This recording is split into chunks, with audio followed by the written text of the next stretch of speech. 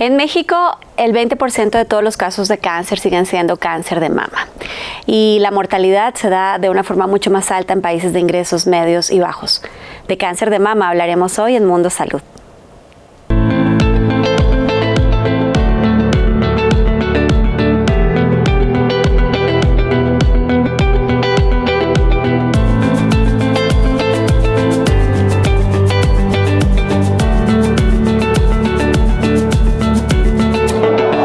Hola a todos y muchas gracias por volverse a conectar con nosotros en Mundo Salud. Y hoy de nuevo tengo el gusto de tener en el estudio al doctor Ernesto Sánchez Forgash. Bienvenido, doctor.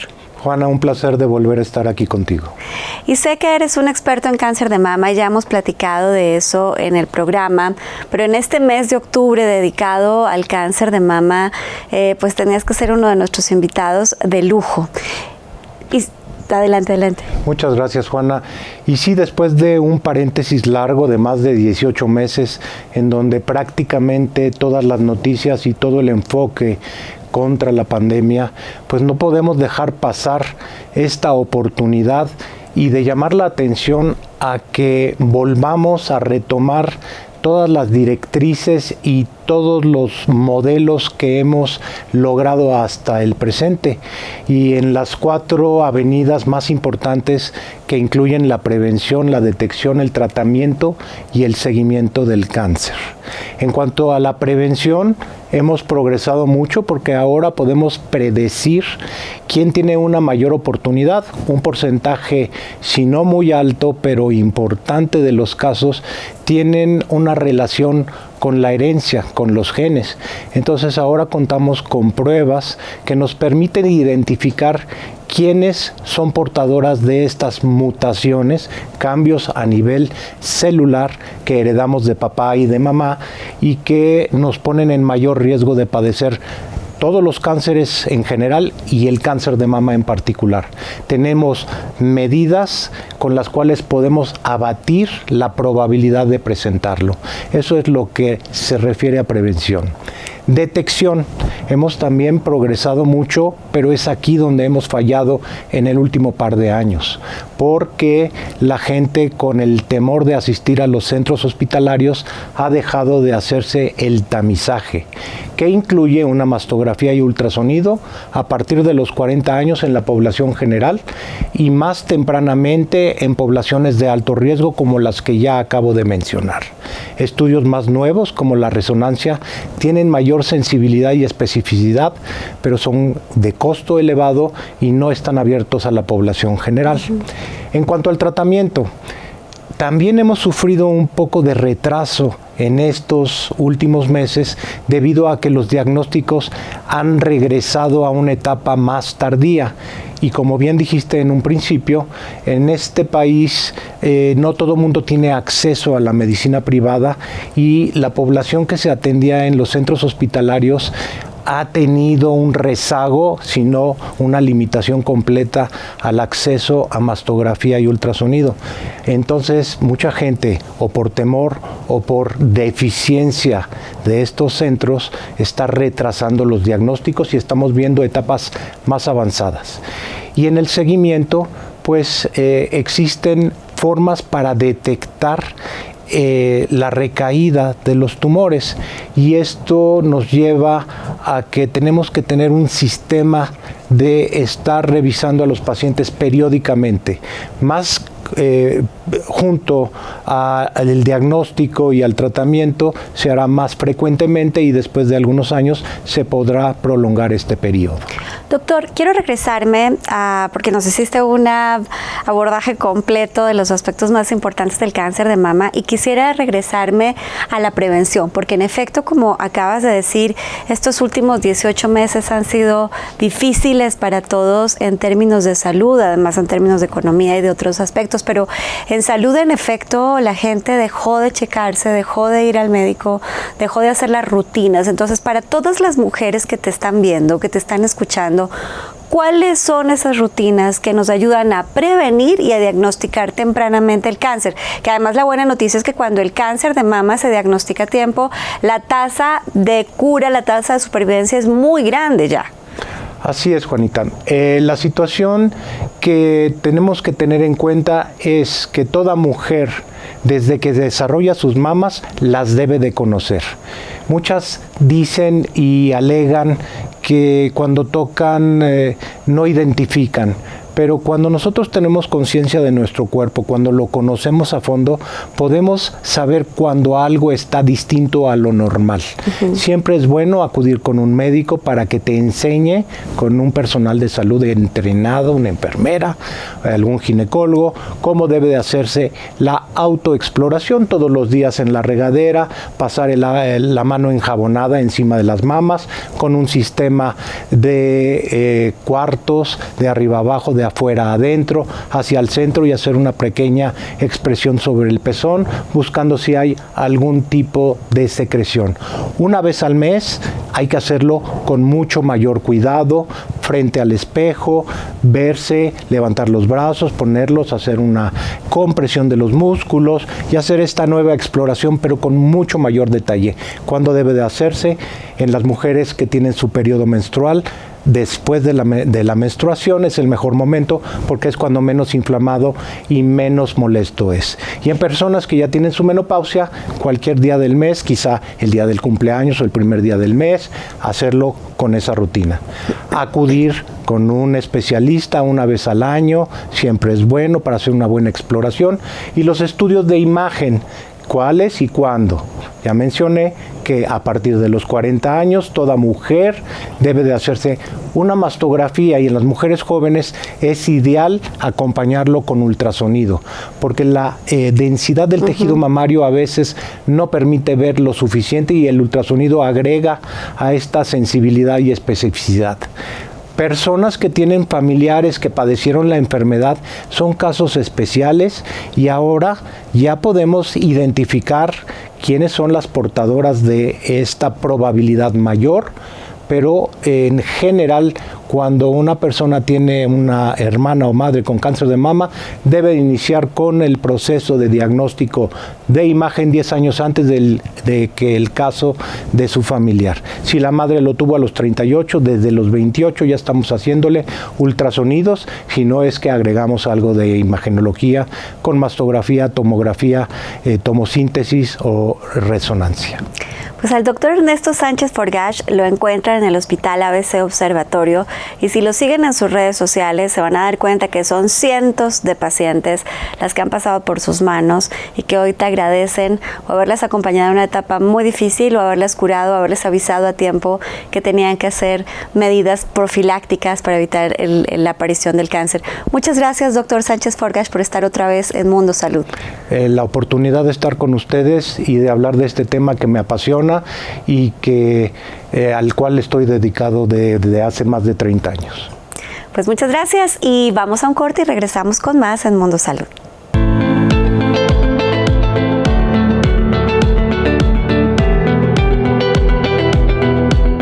En la edición de agosto de la revista Mundo Ejecutivo, presentamos en portada a Javier Cordero, director general de Red Hat, quien expone que la filosofía de la empresa es atraer a más compañías al cambio en las tecnologías de la información para ayudar a la reactivación económica. En la edición de este mes también presentamos el ranking de las 100 universidades más importantes de México. A través de la tecnología y el compromiso de las instituciones educativas, la educación superior en el país se adapta a la nueva normalidad. Ofrecemos a nuestros lectores un especial con los despachos legales más influyentes. Las firmas jurídicas enfrentan el reto de practicar con ética y excelencia su ejercicio profesional. En entrevista exclusiva, el presidente y director de GM Motors en Latinoamérica, Elías Masri, comparte el crecimiento de la automotriz durante la crisis económica. Además, en Mujer Ejecutiva, Ángeles Ojeda analiza el panorama laboral para las y los líderes de recursos humanos. Pilar Cruz demuestra que la disciplina es el mejor estilo de liderazgo. Consulta la edición digital de la revista Mundo Ejecutivo en nuestro sitio web o descarga el ejemplar completo en nuestras redes sociales. Obtener resultados de firmeza corporal en poco tiempo ahora es posible con Torongia Gel Corporal Reafirmante Extreme, el cual está formulado con doble concentración de ingredientes de origen natural que te ayudarán a reafirmar la piel, prevenir y atenuar las estrías y piel de naranja. El producto es de rápida absorción, no es grasoso y no mancha la ropa. Pide tu tratamiento en mi shop y comienza a disfrutar de tu nueva piel.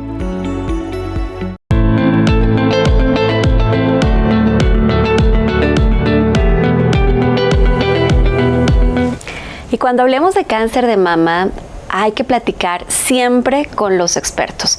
Y en el primer bloque hablábamos justamente de prevención y creo que me voy a quedar con 2 tips que les quiero compartir. El primero, hay que aprenderse a tocar siempre. Cuando se ponen crema, cuando se duchan, para poder identificar cualquier cosa que les pueda llamar atención. Y también el doctor nos decía que es importante hacerse este mayor chequeo al menos una vez al mes después del ciclo menstrual, y en las mujeres que ya no tienen ciclo en la misma fecha todos los meses. Y para continuar con esta conversación, me da muchísimo gusto darle la bienvenida a la doctora Claudia Arce Salinas. Doctora, bienvenida. Muchas gracias, un placer. Déjenme contarles quién es la doctora Claudia. Ella se formó como médico cirujano en la Universidad Nacional Autónoma de México, es especialista en medicina interna y en oncología médica, tiene una maestría en ciencias médicas, oncológicas y de la salud y un doctorado en ciencias epigenética y cáncer de mama. Así que estamos hablando con una verdadera experta en la materia y me encantaría, doctora, aprovechando tu especialidad, que nos cuentes un poco justo de este componente genético del cáncer de mama, que además hace que sea el 20% de todos los tipos de cáncer que se diagnostican en el país. Sí, justo. Cuando hablamos de cáncer de mama, de cada 10 casos, más o menos 8 casos se consideran esporádicos. Es decir, no sabemos exactamente cuál es el factor de riesgo que las lleva a las mujeres a desarrollar esta enfermedad. Y hay un 2% que sí tiene un componente hereditario. Antes solamente se atribuía este componente hereditario a 2 genes que se llaman BRCA1 y BRCA2. Sin embargo, ahora sabemos que hay otros genes que también están involucrados en el desarrollo de cáncer de mama y que inclusive hay síndromes familiares de cáncer que nos llevan a predisponer o a desarrollar esta enfermedad. Es importante para nosotros identificarlo porque no solamente nos permite tratar a una paciente de forma integral, sino también establecer medidas de prevención en el resto de la familia, porque sabemos que el resto de la familia pueden ser pacientes portadoras que tienen riesgo y entonces tenemos que establecer medidas diferentes de prevención y medidas diferentes de diagnóstico. Y finalmente, la paciente que tiene cáncer de mama con un componente genético, actualmente tenemos nuevos fármacos que han llevado a modificar el pronóstico y el tratamiento de estas pacientes, inclusive sin necesidad de ser sometidas a quimioterapia, solamente con medicamentos orales. Entonces sí es importante para nosotros pues discernir a qué paciente estamos tratando. Cuando hablamos de genética, creo que coincide conmigo en pensar que apenas estamos en la punta del iceberg de lo que la genética nos dirá en el futuro para la prevención y el tratamiento de las enfermedades.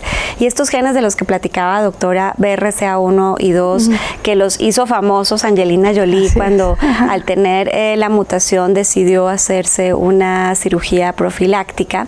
Y usted decía hace un minuto del síndrome familiar. ¿A qué se refiere específicamente? El síndrome familiar son, por ejemplo, yo paciente, que mi mamá, mi hermana, todas ellas han tenido cáncer de mama y que han tenido cáncer a edades más jóvenes de lo habitual. En países caucásicos normalmente el cáncer se presenta alrededor de los 60 años. En México se presenta alrededor de los 50 años. Pero cuando el foquito, digamos, que se nos prende es cuando a mi hermana le dio a los 35, a mi mamá le dio a los 40. Esos son datos que nos hacen pensar que hay alguna predisposición familiar para desarrollar este tipo de enfermedad. Y no solamente cáncer de mama, sino también puede ser cáncer de ovario, cáncer de endometrio, cáncer de colon. O yo misma, paciente, cuando tuve ya un cáncer en una mama, por ejemplo, y desarrolló cáncer en otra mama. Eso ya prende, insisto, el foquito de sospechar que puede haber algún componente genético. Doctora, entonces, si la gente que nos está escuchando ha tenido un antecedente de cáncer de mama en su familia, en su mamá, en su abuela, en sus tías, en sus hermanas, o de otro tipo de cáncer, como los que nos acaba de citar, y como dice, se prende el foco, ¿qué sigue? ¿Qué deben hacer esas personas? Bueno, estas personas lo ideal es que vayan con un médico especialista, que se hagan una evaluación genética, es decir, que se busque el gen anormal y si está presente, insisto, las medidas de prevención son diferentes. Justo como comentabas hace un momento, la prevención normalmente incluye la autoexploración y la revisión médica periódica, pero en pacientes que son portadoras de estas mutaciones genéticas se deben de incluir además, por ejemplo, ultrasonidos pélvicos o resonancia magnética de mama, que son métodos que normalmente no empleamos en la práctica cotidiana, pero que sí nos ayudan a detectar cáncer de forma muy oportuna. e inclusive incluyen las cirugías reductoras de riesgo, justamente como las de Angelina Jolie, ¿no? Que incluyen la extirpación de ambas mamas o la extirpación de los ovarios, o pueden ir más allá. Ajá. Que son medidas radicales. Doctora, ¿cómo saben los especialistas? Supongo que hablamos de los médicos genetistas o de los oncólogos especializados en genética.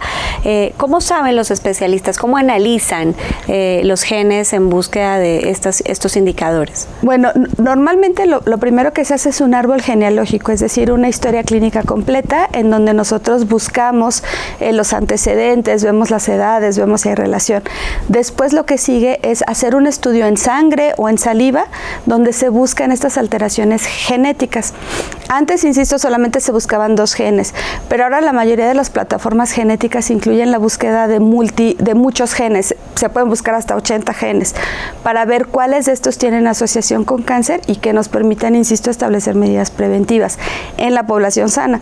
Y en población con cáncer, insisto, que nos permitan hacer modificaciones terapéuticas. Doctora, cambiando un poquito de tema, llevamos 18 meses enfrentando tal vez el reto más importante de salud pública a nivel global. Y la afectación para los pacientes con múltiples enfermedades ha sido muy importante, y también que las personas hayan abandonado sus rutinas de cuidado y de diagnóstico. ¿Cuáles son hoy los retos más importantes que usted en su práctica como oncóloga médica ha tenido para tratar pacientes confirmados con cáncer? Bueno, los retos más importantes ha sido el retraso en el diagnóstico. Justo lo que mencionas, creo que todas nos paralizamos un año, dejamos de ir a chequeos o dejamos de ir a nuestra mastografía y tenemos tumores que están siendo diagnosticados en etapas localmente avanzadas, es decir, más grandes de lo habitual, con afección ganglionar, y son tumores que llevan un reto diagnóstico y terapéutico mucho más grande. Entonces, el primer reto es esto, el retraso en el diagnóstico. El segundo reto creo que es el tener atención médica integral. Lo que nos hemos enfrentado es de que hay muchos hospitales públicos, por ejemplo, que siguen siendo COVID y en donde se ha retrasado mucho todo el procedimiento diagnóstico. Hospitales en donde sí se han enfocado en cáncer, como cancerología, en donde seguimos trabajando de forma cotidiana, pero que nos hemos saturado de pacientes y que eso hace que a veces la atención médica sea un poco difícil o que nos cueste un poquito más de trabajo en comparación con años previos. Digamos que esos son los retos más grandes en cuanto a diagnóstico. Y en cuanto a tratamiento, pues el problema es que las pacientes, al estar buscando tratamientos en múltiples lugares, a veces llegan ya tratadas de forma no óptima o no ideal, y eso pues es un reto todavía mayor. Pues mucho que hacer en materia de cáncer y en materia de prevención. Doctora Claudia Arce, que te encontramos en el Hospital Médica Sur, pero también en el Instituto Nacional de Cancerología. Sí. Así que vamos a checarnos, vamos a cuidarnos, y quienes nos están viendo y han pospuesto su mastografía anual, prométanme que en estos días van a ir a tomarse sus exámenes de rutina para asistir con ellos a un especialista. Vamos a ir a un corte y regresamos con más en Mundo Salud.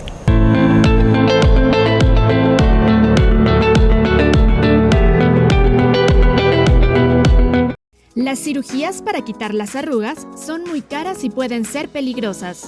Torongia tiene para ti el suero facial reafirmante, una emulsión ligera de textura suave y sedosa, formulada con ingredientes de origen natural que hidratan y revitalizan a profundidad la piel, brindando un efecto tensor. Su uso continuo ayuda a disminuir paulatinamente las líneas de expresión y a controlar el exceso de grasa en la piel. Pide el tuyo en mi shop y disfruta de un 15% de descuento.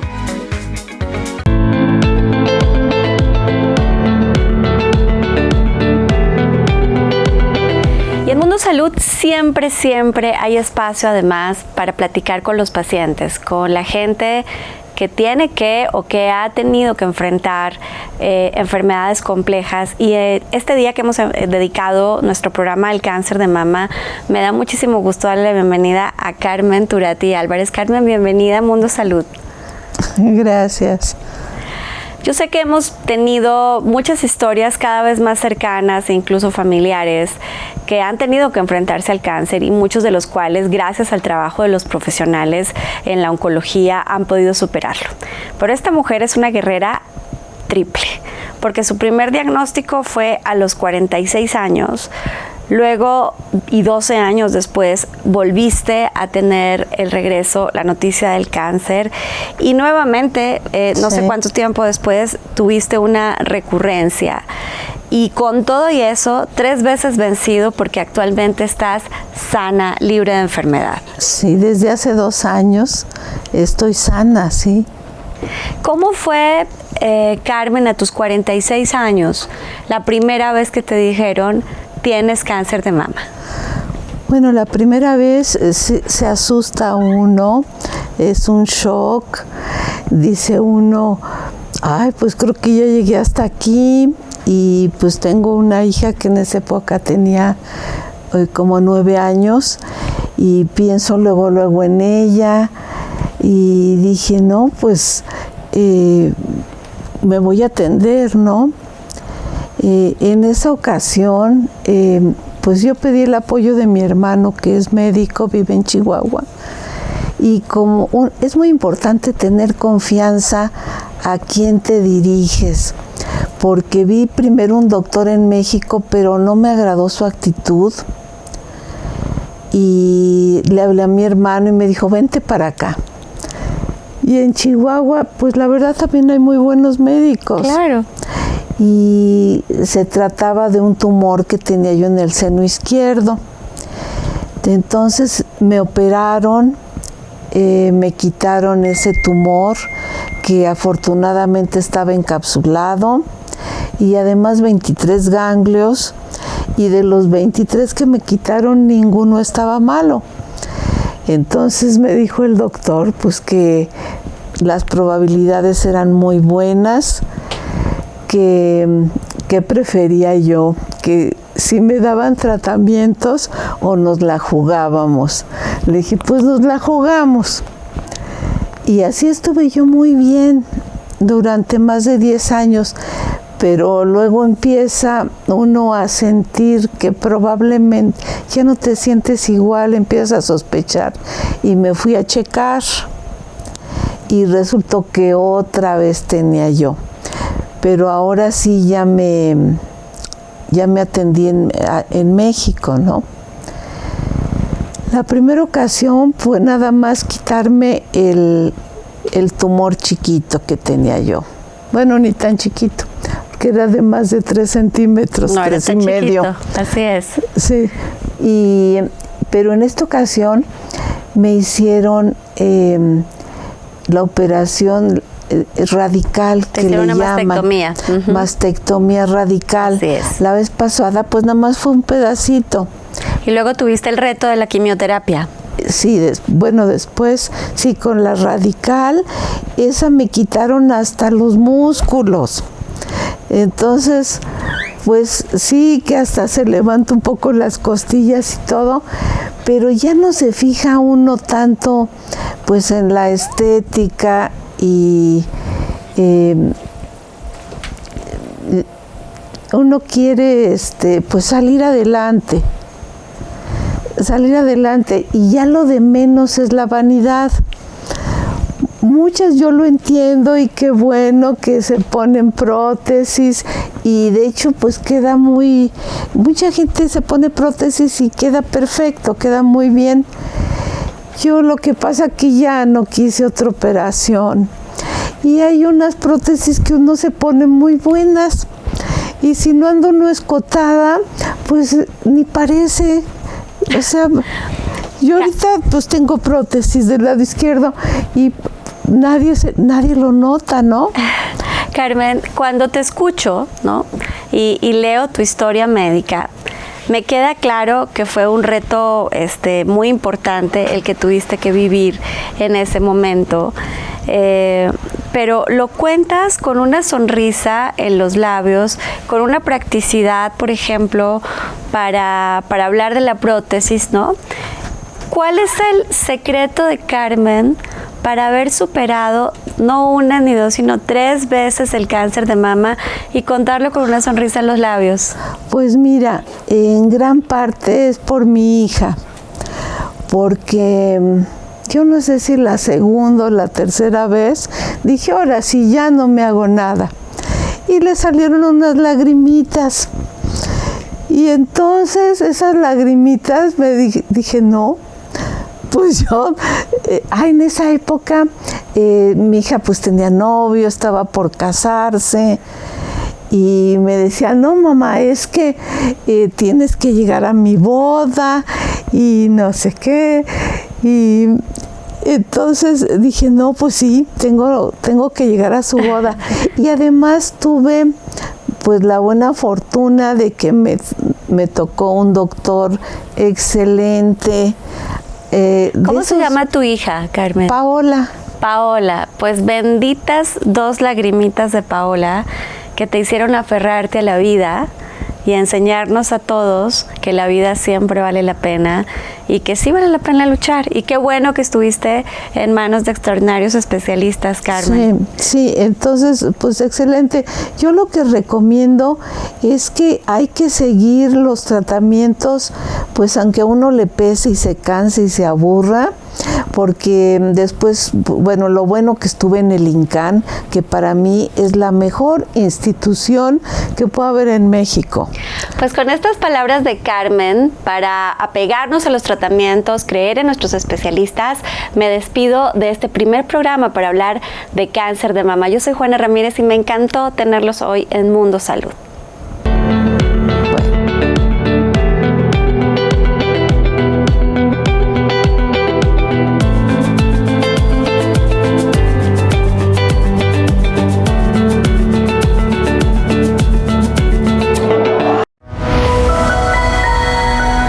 Mundo Ejecutivo presentó